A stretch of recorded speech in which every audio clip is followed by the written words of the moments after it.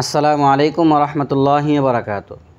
আজ যে হাদিসটি বর্ণনা করব সেটি হলো হযরত খাদিজা রাদিয়াল্লাহু তাআলা আনহাকে আল্লাহ তাআলার পক্ষ থেকে সালাম দেওয়ার ঘটনা।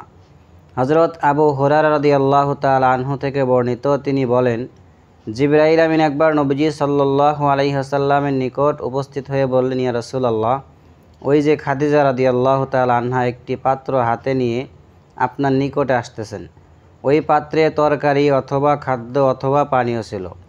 যখন তিনি আপনার নিকটে আসবেন তখন তাকে আল্লাহ তাআলার পক্ষ থেকে এবং আমার পক্ষ থেকেও সালাম জানাবেন এবং জান্নাতে তাকে এমন একটি ঘরের সুসংবাদ দান করবেন যার অভ্যন্তরভাগ ফাঁকা মতি দ্বারা তৈরি করা হয়েছে। সেখানে থাকবে না কোনো প্রকারের শোরগোল, কোনো প্রকারের কষ্ট ক্লেশ।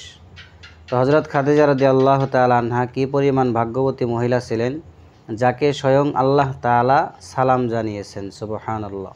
বুখারী শরীফ 3820 নং হাদিস।